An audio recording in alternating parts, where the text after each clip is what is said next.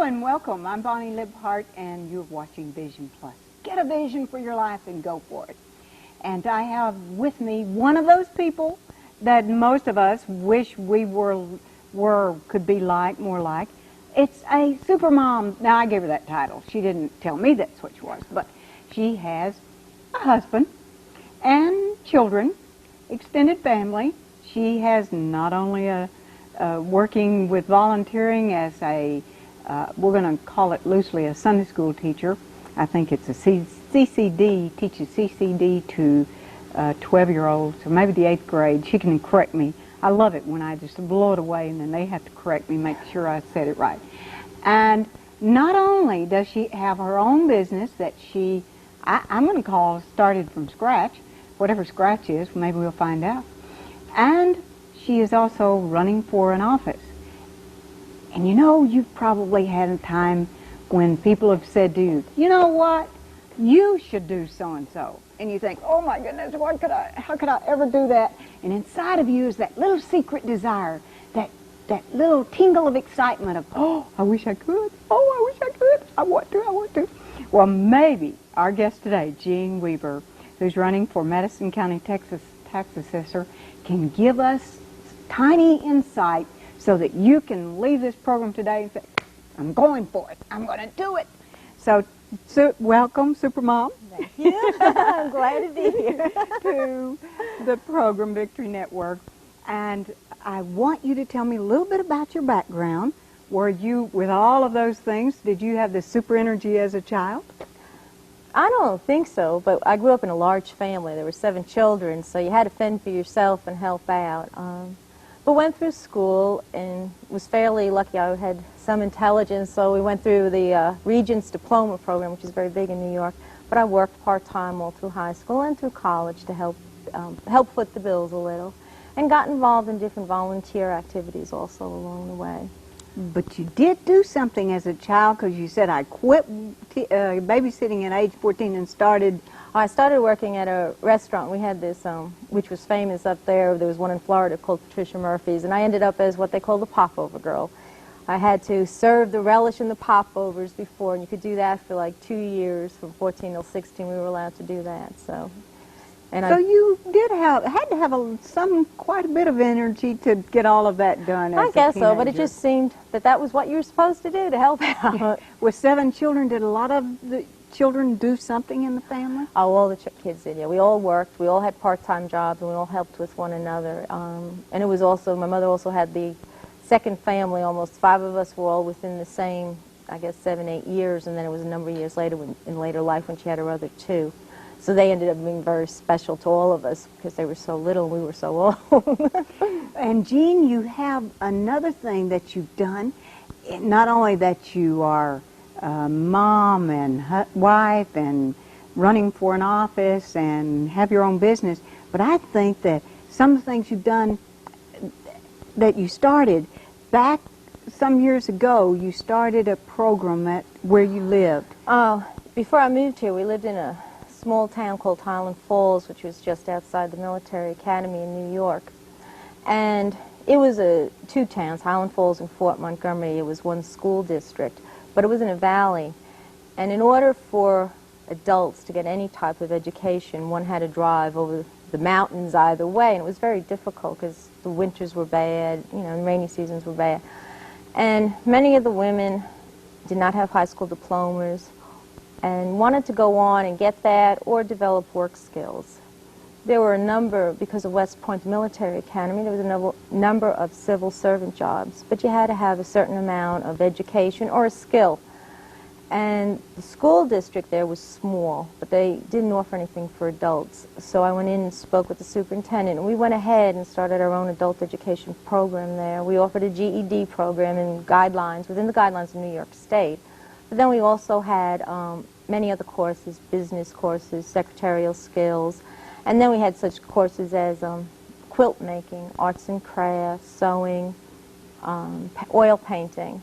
And we ended up getting local people that were very involved in doing that on their own, whether it was a hobby or one woman who helped with the business skills was an executive secretary for a big law firm up there. And they came in and taught the women how to do these things to help develop. And they ended up being able to use those skills on the jobs. Jean, how did you go from seeing a need to thinking, I am going to help to fill that need? Well, I guess one thing I do is I feel once you start complaining that something's not there, and it was very easy to complain about Highland Falls, there was nothing to do. I really feel after you start complaining, you really need to go do something. And that's very, very important, because I don't think you have a right to criticize what's going on. And it was a small town, knew enough people that people were willing to take a chance and work with it. It wasn't a money-making thing. I mean, obviously, we had the resources. There was a school building. The GED program, I guess one of the things is I'm willing to research or look into things. The GED program obviously followed rules and regulations, so you call Albany, which was the capital, and get the rules, and you read them, and it says you have to do this, this, and this, or provide this and this. You know, you had to have teachers that were certified. So you just go ahead and you line that up. You go around, you talk to a few people and say you want to try it. And they said yes, they would. I really believe a lot, because people are so involved and have their families, and with everything going on, the things have to be flexible. So I was very willing to be flexible with them. We never had anything hardcore. They had to get approximately 6 hours of the GED program in a week. Well, sometimes it didn't work out because there might have been some activity going on in town, so I said, fine, we'll just switch it to another night. I never kept people to hard schedules. As long as they got the mission accomplished, it was okay. Same thing with if they taught other courses. We go to, like this woman who taught business skills. She thought it was great. She really wanted to get out and teach. And if you think about it, she couldn't go to a community college and teach it, because they always want people that are certified teachers, have bachelor's degrees. So this was something very good for her. She was willing to take what she learned on the job. And they were willing. What we did is they knew their money, they knew how much they were going to be paid, and we set the cost of the course as cheap as we could just to cover the teacher's salary and paper, things like that. And it worked out very well. Sometimes we only had 4 in a class, sometimes we had 25, but it worked out well. The exciting part to me is you're a person that when you see a need, you go for it. You go to get it accomplished. And you're not also just a person that's lived everything falling into place. You were a nurse, first degree in nursing, now you're in accounting, right, and have your firm that works in management consulting, Sigma Services. But you have been through, your daughter died shortly after birth. Right, yes. One daughter too. And how did you cope with that adversity? Well, you know, obviously, you know, after the first time, she was a full-term child, and fine first, second day of life, and then they decided it was a heart anomaly, and she had to be moved down to the city, to Mount Sinai, to have extensive surgery, and the doctors and everybody were just wonderful. I mean, they had a specialist for everything. Put her through surgery. Everybody thought she'd be fine, and they called like 4 hours later and said no, they had to bring her back in, and she died during surgery. I had my other child, Sarah, and she was the greatest help, just having her, just having her there. So that helped get through the beginning, the day-to-day. I found it, I also worked during that time as a neonatal intensive care nurse, which is sick babies. Well, I found out that I couldn't go back to that. I just couldn't even walk into another nursery. Total burnout with that. Ended up going back part-time to work with geriatrics. I went to the other end of the spectrum. But I found... geriatrics, meaning working with the elderly. Right. I had my, which I'm sure you're going to, had the moods, and always had that, that hole inside that you can never fill. It was always there. And it ended up I had to go back for surgery, some reconstructive surgery. And when I was going to go back, there was a lot of concern among family and friends that I was still very depressed, which I didn't realize how depressed. And the obstetrician was very concerned. And he said, you really need to talk to somebody. And I went to, he wanted me to talk to a psychiatrist. And, well, of course, the man wanted to bring up my mother and when I was 2 years old. And I said, wait a minute, the problem is I had this child that was mine that was taken from me. I mean, ended up going to see a priest and stayed with him for an hour. And I walked out and it was like everything was lifted. And I said, it's fine, it's all in God's hands. And one of the things he had said, and one other friend had said much earlier, was that here I was given this life which we had baptized, was perfect, and we gave a perfect gift back to God. And that was a very satisfying thing inside to me, that had happened. Just think, you didn't have to worry anymore. So that's what helped the most.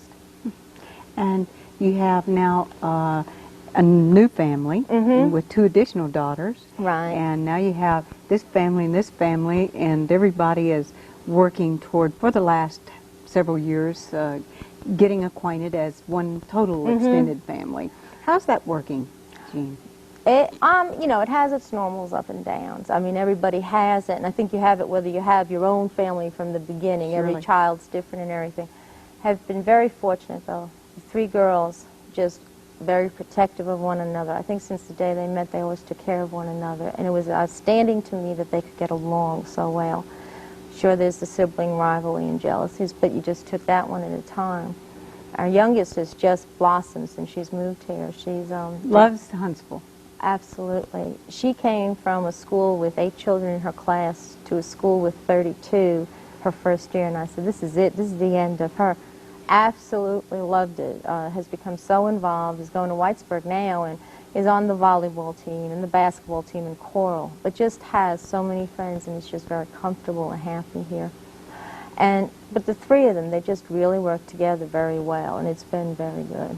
Then you started your business, Sigma Services, started it in your home. Yes. As most businesses start. Ours started when we manufactured equipment, highway equipment. We started in our garage. Yes. And now it's grown to a very nice business several years later. And what do you do at Sigma Services? Well, it's a management company. It's not quite management consulting. Sigma, as most people know, is the Greek symbol meaning the sum of all. And we're willing to try anything and help with anything. And it's a hard thing to sell, because what we're selling is not a hard product, but our brains or our talent. And that's very hard to go out and sell. But we work mostly with aerospace and problematics. And if an agency or a contractor has a particular problem, we go in and we talk about it and try to offer ways of helping, so they can present their ideas, get it sold across to other government agencies. We help the government in looking at different problems they might have and maybe a better way of presenting it or getting something accomplished. We help with briefings. We've even done videos. And then we went off to the other spectrum, and I became very involved, because of my nursing background, also in the drug-free workforce, the new legislation that came out 2 years ago, and tried to sell from a different approach. As you know, many of the institutions try to sell the institution to the government, to the contractors. They try to sell their institution, how they can help the person with the problem. And what we're trying to do is sell the idea that your employee is very important, and this whole thing is very, very upsetting. If you are not involved in drugs or drinking, thought that somebody would question you or ask you for a drug test is very upsetting, intimidating, embarrassing, and you really get up in arms. And we've been trying to sell the approach of how to approach your employees as a manager, what to look for, but don't be the police person, Look at their job performance, and treat them as people. And that's the approach we've taken with it. We've tried to get that out to the different companies. And then also became involved and won a contract with HAS, which is the Huntsville Association of Technical Societies, which you helped do a management seminar for them, which is an umbrella organization, volunteer for 55 professional technical societies in the Tennessee Valley, which started out a number of years ago. And we've won the contract to help provide administrative support and some coordination for them and help them. They put on a big fundraiser every year, which is called TABS, the Technical and Business Exposition and Symposium, and we're helping with that also. That's held at the Civic Center. Yes, right, Civic and it'll Center. be in May. Has a lot of companies that come from Canada. Is one of the big supporting countries of this, and, right. And I think some other, Japan and some other countries. Japan, Hong Kong, Ireland, they come from all over they really to do. show their wares to this area. And that's great. And one of the things that you're involved in is the Kids Hands-On Science, so tell me a little bit about that. Well, and it's mostly my husband. I'm just there in the background helping to support, but he's the president of the organization, or the chairman. And it's a volunteer organization. It started about a little over a year ago, where a couple of women had gotten together and said they needed something, a hands-on science center for the elementary, middle school age children, to help increase the interest. And they approached him and John Wright, who used to be from UAH. Yes. And they suggest they would help do it and get it off the ground. So they've been meeting, and the city's even helping to support it. They've received multiple organization funding, Junior Heritage, Junior League of Women, and if I've messed that up, I'm sorry. But those groups of organizations, and it looks like in October they're going to be able to open small right now down at the depot. They've gotten an area down there. And the idea is that the elementary age, maybe even kindergarten through elementary, possibly middle school, right, will actually be able to go in and discover is a loose word we might could say, what, all about science. Right, why things happen, what's going on, all different kinds of exhibits, but they're able to touch, to try, to play.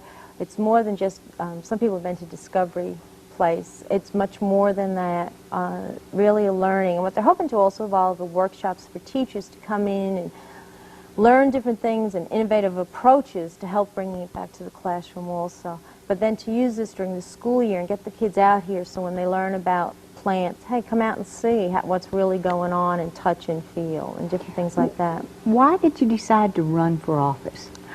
Oh, heard Mo Brooks speak one time, and he was saying now is the time for a woman, and especially a Republican, to get out there and run for tax assessor, that we needed somebody.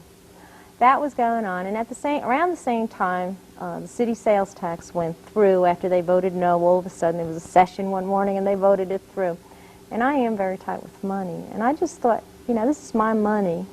You go up to the tax assessor's office. If you're lucky, you can find your property on a old, outdated map. Granted, our property taxes are not as high as elsewhere, but still, it's still my money, and I wanted to know where it was going, and I felt that it really needed more management up there. There's over 53 people in that office. Need somebody up there to help cut the waste out. And I thought that was very important. And that was really why, and I thought, you know, let me just see what I can offer for this, and rather than complaining, hey, they keep raising taxes. You know, your property tax, your sales tax, people can really, the citizen can really affect by their vote. I mean, it's hard to affect the federal deficit and the federal budget coming out, but you sure can locally get out and do something about it, and I thought that was important. So just like the time when you started adult education in New York, you're here and you're saying, I'm going to do something about this, and that's the same philosophy. What's the most important thing in all the world to you? I guess it's obviously faith. I mean, and we had talked about that earlier, but to me that's just part. I mean, I have two arms. It's there all the time, so my faith is there all the time. I think that's just part of me. It sets up your value system on what you're going to do, how do you approach people. Gives you the strength to get through the bad things, I think. And it's just, but, you know, on life too, though, it's the family. Being a wife and a mother is still most important, and anything else I do, I have to work around those things so that they don't suffer.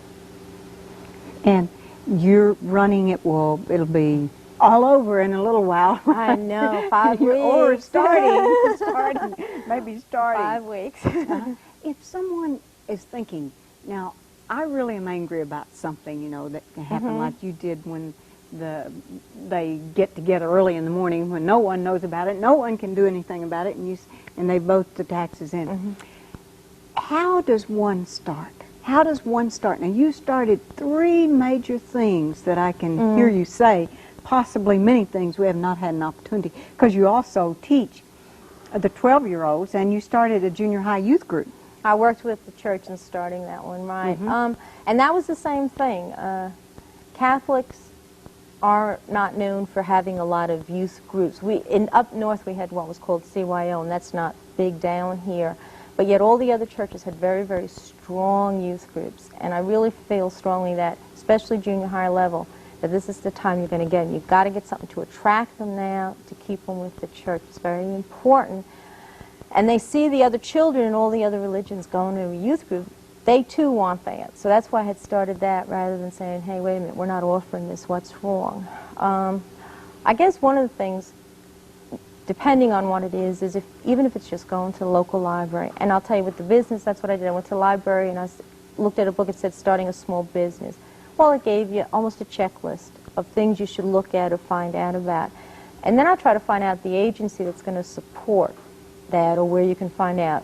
Starting a business, I mean, there's NEAR, the North Alabama Small Business Development Center. Thank you.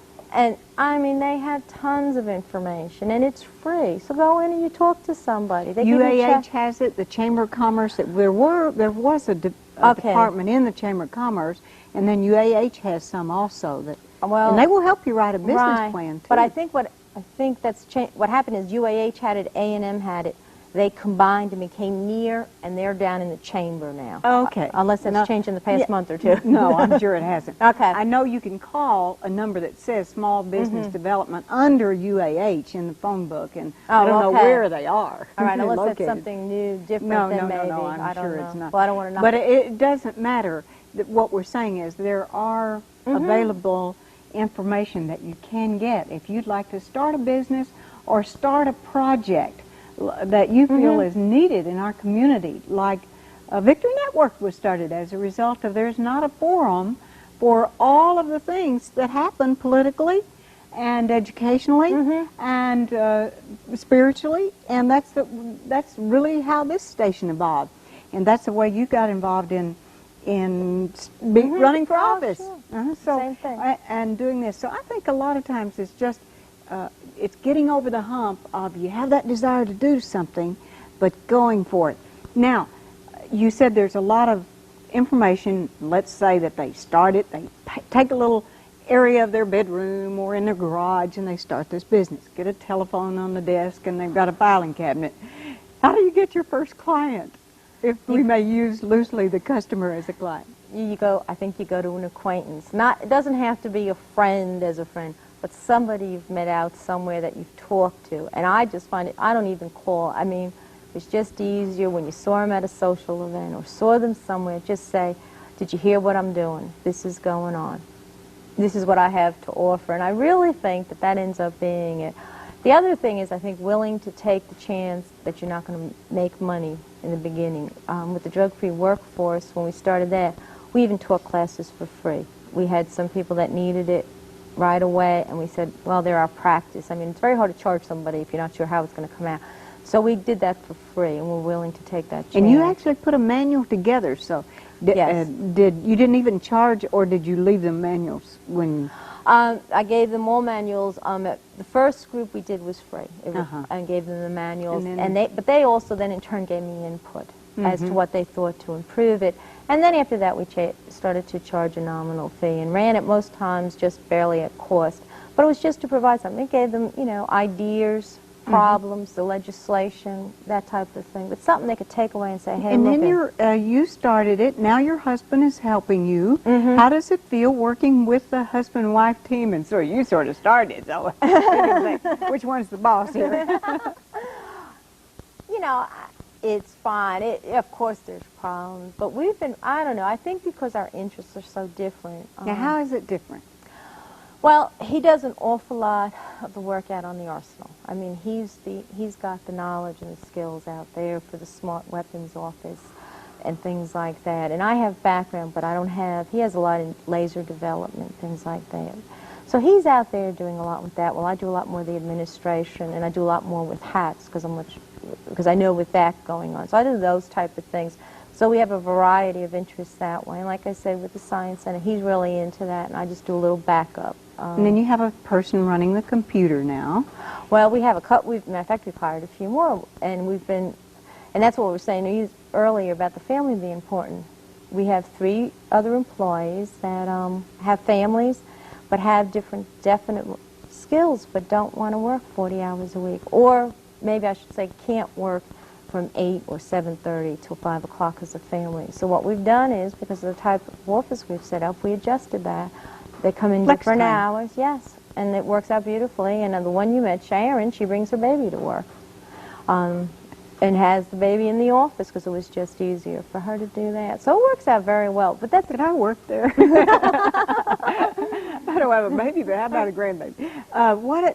You have a new partner now, or I don't know how new, but a partner in a different area. Right, it's Duke, and no, he's been with us since 88, 89. He has been with us. He wasn't with us when we first started, But he's now been with us for a couple of years. His going in a different direction, or it's a complementary direction. What is he doing? Definitely complimentary. He does, of course, have his own super skills, such as graphics, which he's unbelievable for, but he has the military skills. I mean, he's putting together videotapes. He has even done that. He's done that for a client. Storyboards.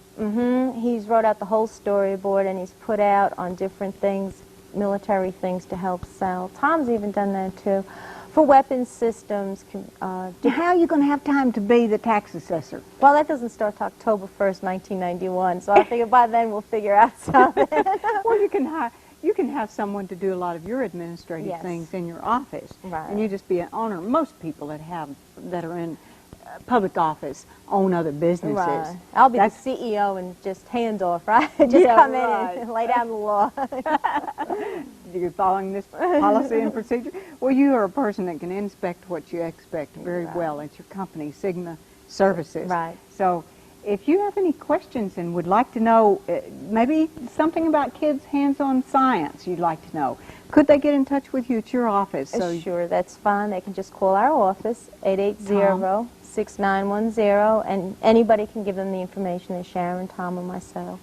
And say that one more time, the phone number. I might have said something right in the middle. Oh, okay, 880-6910.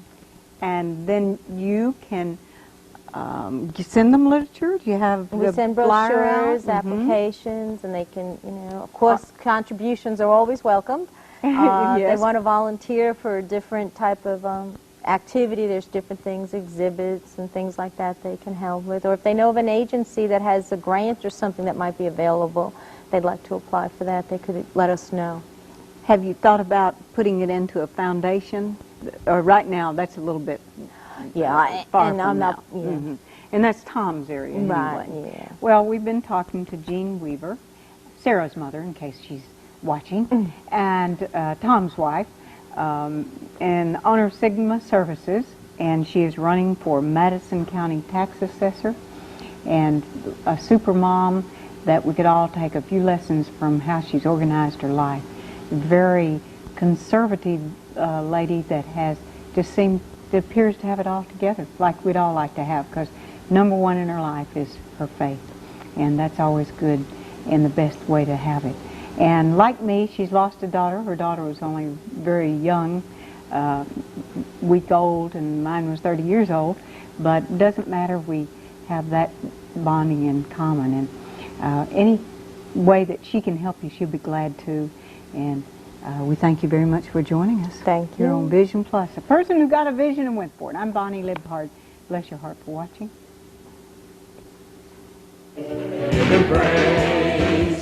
Come into his presence with thanksgiving in your heart. Your voices raised. Your voices raised. In glory and honor and power unto him. Jesus, the name above all names. Come into his presence with thanksgiving in your heart and give him praise. And give him praise. Come into his presence with